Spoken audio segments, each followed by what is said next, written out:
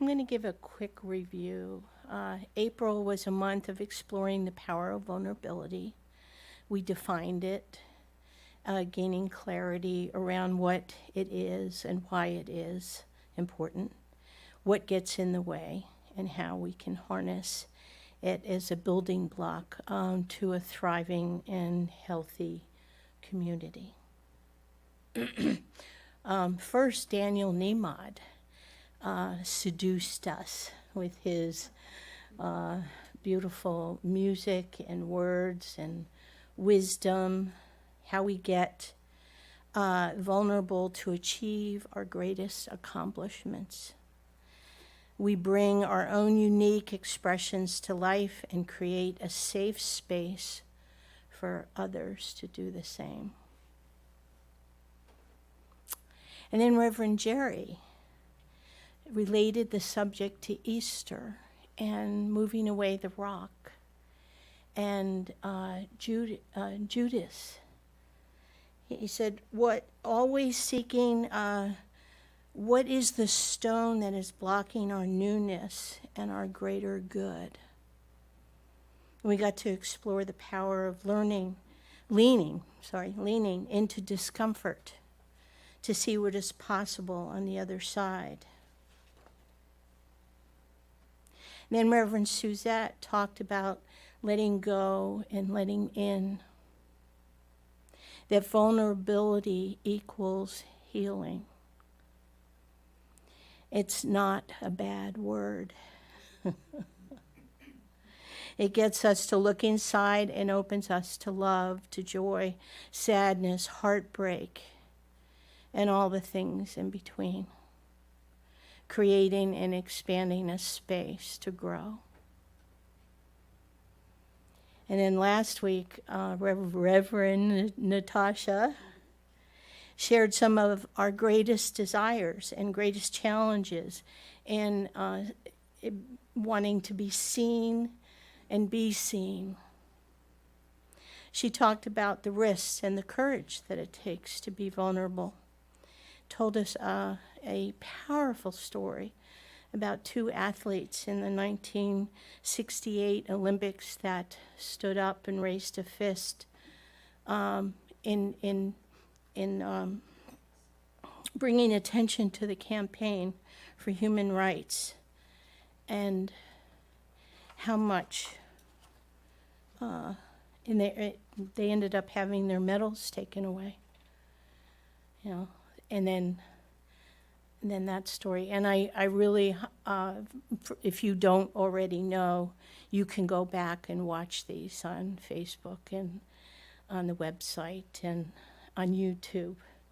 So I really do highly recommend that you can go back if you missed them, because they were powerful presentations. Today we will explore the power of possibility that vulnerability brings. Is this where I should put your quote? Okay. Not only for our own lives, but for our communities in the world. Embracing and not avoiding vulnerability becomes a catalyst for connection, expansion, evolution. It is through this that we begin to see the possibility for a radical cultural shift that prioritizes authenticity, connection, and belonging. Collectively living out loud. The CSL Global Vision states, we envision all people, all beings, and all life as an expression of God. We see a world in which every person lives in alignment with their highest spiritual principle, emphasizing unity with God, connection with each other, and a world in which individually and collectively we are called to a higher state of consciousness and action. And so today I'm going to share with you a personal story that is a very poignant demonstration of the value of vulnerability in my personal life. And in 2007, I found myself in a relationship. I fell into a relationship that ended very badly.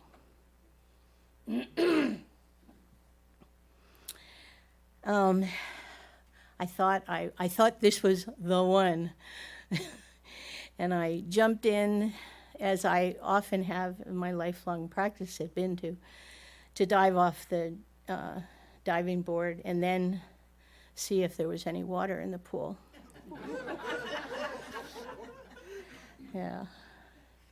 So, as a result of how this worked out, I was devastated, absolutely crushed. How could this happen to me? I had already done so much forgiveness work and healing work, and I'd been going to a Science of Mind church for quite a few years, and I'd done a lot of healing. I thought, wow, I thought I was going into the opportunity to be in a healthy relationship, and that's not what happened. And as I was going through this devastation, I think of it as metaphorically, I was broken open. And some childhood memories came up that I didn't know were there. And as a result of this, I saw that they were there, and I was like, oh, I know what to do with this. Now, it took several years, and it was very painful. I wouldn't want to have to go through that again. But as a result, after staying with it, I had some very wise people said, don't ignore it, and don't be afraid of it. And as I was thinking about this story, I remembered that Reverend Sherry in our practitioner class gave us a handout of the coffee filter metaphor. And at the time, I didn't really get it. It didn't have meaning to me, but for some reason, it just really clicked this week. So, you've got a standalone coffee, the filter, the coffee pot, and the water goes through. The water is a metaphor for our thoughts. The coffee is a metaphor for the creative medium, our soul. We use all kinds of words. In our teaching symbol here, there's the top, the middle, and the bottom. And then the bottom is the result. And if you put coffee in the coffee filter and you pour the water through, you get brown water. And that's not necessarily bad. If you wanted coffee, that was the right thought that was the right substance to put in there. If you want tea, then you clean out the coffee and you have. So that's the thoughts. Our thoughts, our beliefs are that middle portion. So I get to choose what I put in there. But it's not always that simple. So in my example, the thoughts that were coloring my experiences, the form, were colored by beliefs that I wasn't good enough, people didn't care about me, blah, blah, blah, blah, blah, blah, blah. All sorts of false beliefs had been creating my life unbeknownst to me. It was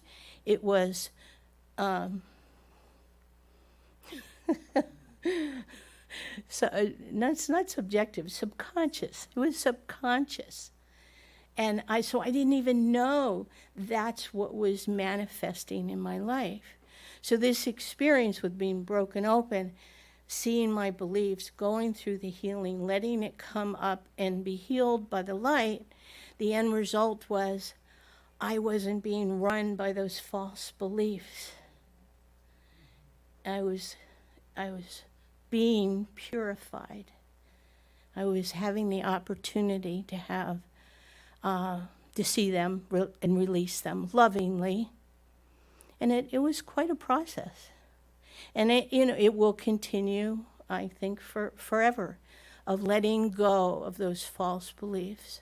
And over a period of about 8 years, and I have been part of a Science of Mind church continuously for almost 25 years, and going through practitioner training, I just continue to see false beliefs come up about relationships, what they could be, what they couldn't be, who would want me, who would, how could this be possible, what men are, and blah, blah, all sorts of beliefs. So I was constantly seeing that. It would come up, first it was really a big flood, and then it was just the little stuff. And then, finally I did meet someone who I could have a healthy, loving relationship with. And now I'm realizing that that is teaching me how to be loving with everyone. So it just continues to fold down. So I really was glad that I came across that metaphor of the coffee pot. The thoughts going through the beliefs coming into form. That simplicity of what we teach. Had I not been chosen to be vulnerable, I wouldn't have received the benefits that came from that. And A Course in Miracles says, it is my vulnerability that makes me invulnerable, because I trust myself that no matter what happens, I can't control what other people are doing, but I know that I have the strength and the wisdom within me to deal with anything. And it doesn't mean that what happened was okay, but I do look back on it and see, it was a blessing. So that's enough out of me. Thank you so thank you so much for your attention. And now I'm going to pass it on to Mary Lawrence.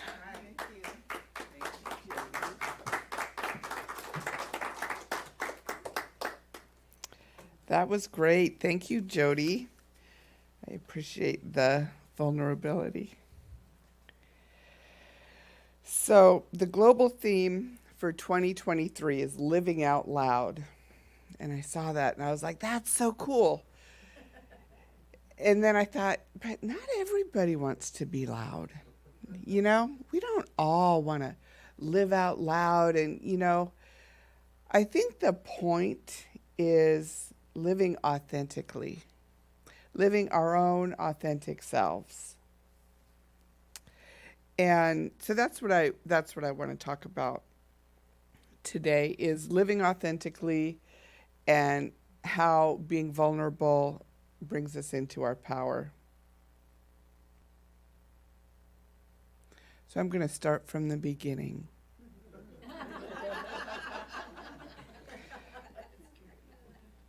So in Genesis chapter 1, verse 26 to 28, it says, "Then God said, 'Let us make man in our image, according to our likeness, and let them rule over the fish of the sea, and over the birds of the sky, and over the cattle, and over all the earth.'"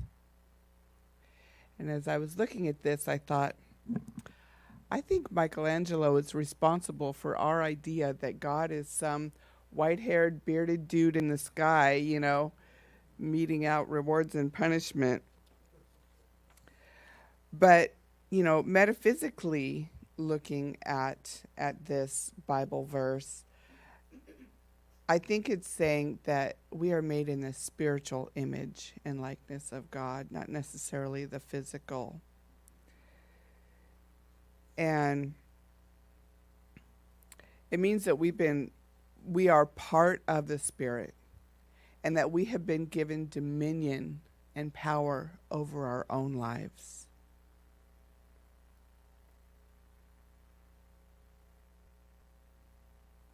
Ernest Holmes said, We believe in God, the living Spirit Almighty, one indestructible, absolute, and self-existent cause.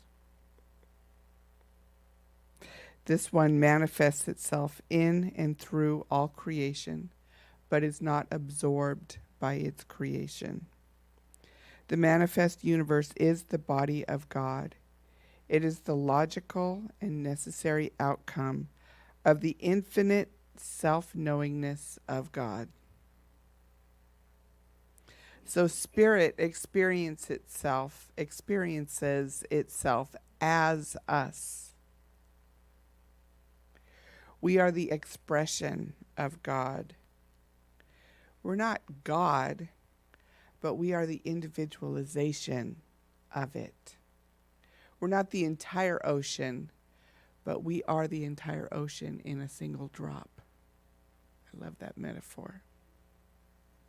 And each of us is a vital and necessary organ in that infinite body of God. I love to say that in my prayers, and just remember and visualize the manifest universe as the body of God. And each one of us is required for this amazing body, this machine, to function and operate.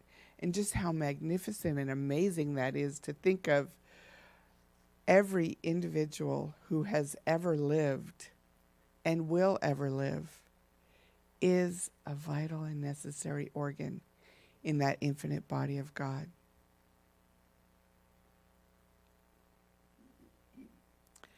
And Eckhart Tolle says, you are not in the universe.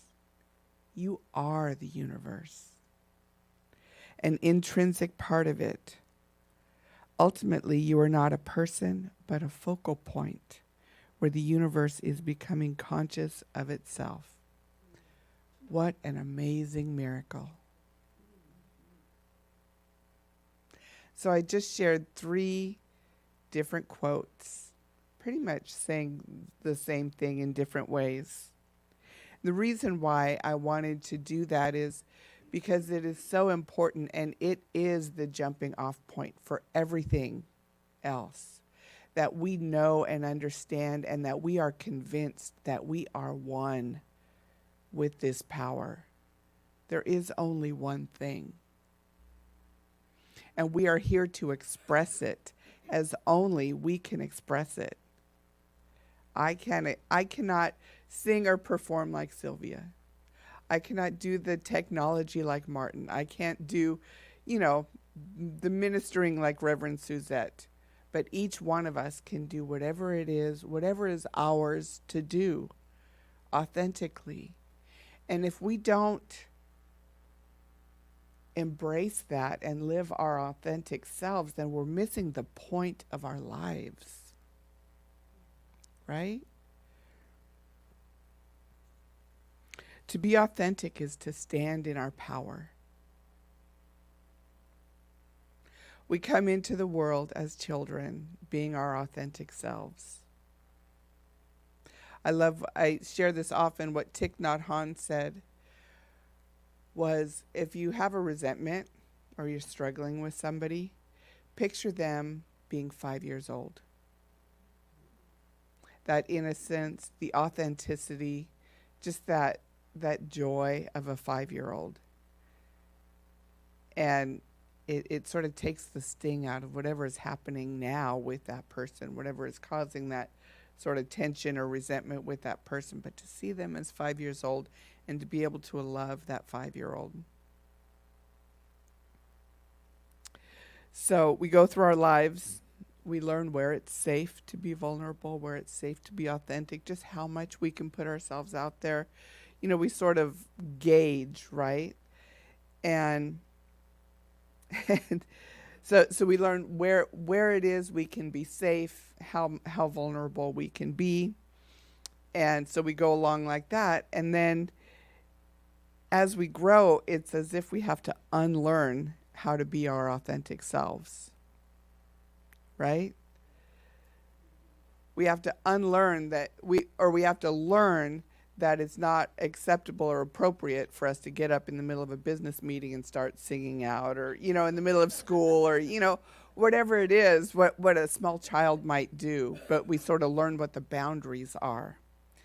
And then, as adults, we spend our adult lives trying to get back to that child authenticity, right? We try to recapture that essence of ourselves as children. And I can say, I was like asking myself, doing visioning or whatever I was doing, and I was like, so what am I passionate about? What do I just love to do? And when I was in 6th grade, I made the varsity middle school volleyball team. I was the youngest player, so I thought I was kind of hot stuff, and I love playing volleyball. And then I went in a different direction, and I was a cheerleader. So I did that for a few years, and I kind of abandoned volleyball. And I love cheerleading. I love to dance. I love to whatever. But I just have this really deep love of volleyball. And I think I had always thought, someday I'll go play volleyball, And as time goes on, I'm like, well, I don't know. Where am I going to play volleyball, And I found a beginner skills class, and it was beach volleyball. And I don't love beach volleyball. I like to play in the gym.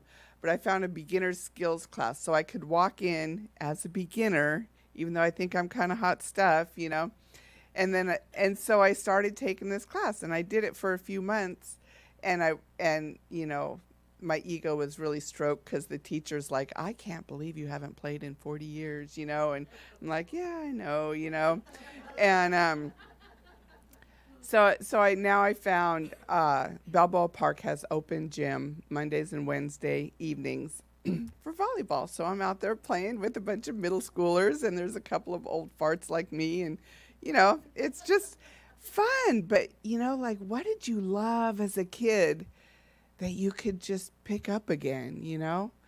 I mean, I don't know if I'll still be playing volleyball when I'm 80, but I'm glad I started now, because I don't think I could start when I'm 80, Who knows? Maybe. Anyways, back to my talk. Researcher Paul Torrance in 1968 discovered that a large portion of children were losing their divergent thinking scores, which is related to their creativity and their creative thinking, around the age of 9 or 10 in 4th grade. And I was thinking as I was writing this, I remembered that statistic, so I looked up all the details about it, and I thought, they say that children are learning to read from K through 3rd grade, and then they're reading to learn from 4th grade on. So isn't that an interesting coincidence that by the time they're learning to read, they're proficient, or typically proficient in reading is when that sort of creative piece falls off. These studies have been repeated around the world in many different cultures, and they found similar patterns. This is the age when children learn those social norms, what the expectations are, what's appropriate, what's not appropriate. And they learn that in order to feel safe, they need to fit in, right? So many of us in our midlife and beyond, whatever chapter of life we're in, we just don't care what people think so much about us anymore, right? It's like, I just don't care if my clothes don't match, or my socks are wrong, or somebody doesn't like me. But as kids, we feel like we need to fit in to be safe. So if we mature and grow, we'll learn to be safe, and that it is safe to be vulnerable. But we will discern when, where, and how vulnerable we choose to become. So this is the vulnerability hierarchy by Lisa Oliveira. She's an MFT in Oakland, California. So we start out with ourselves, being vulnerable and sort of honest with ourselves. And then we can become vulnerable with a trusted person. And there may be a few trusted people. And then we go within our personal community, sort of our small community, such as this. And then we go to the wider community and then out into the world. So this is sort of the progression of vulnerability and how, you know, when you start, like when you do the work that Jody was talking about and you start doing the inner work, like taking classes here and seeing a practitioner or seeing a therapist or whatever, you start doing that work, you start to become vulnerable within yourself. You can be honest with yourself about who you are, what you think, what you feel, what you believe. And as you do that, it makes it easier to take the next step and be vulnerable with somebody else. I remember one of my teachers, one of my dearest, closest friends, who I'm actually going to see today in LA, but it was before I got married. And I remember my husband said, he's like, I have some fear about getting married. I said, well, if you don't want to get married, then maybe we should just call it off, you know, that kind of thing. And he's like, no, you know, I'm just saying I have some fear about it, you know.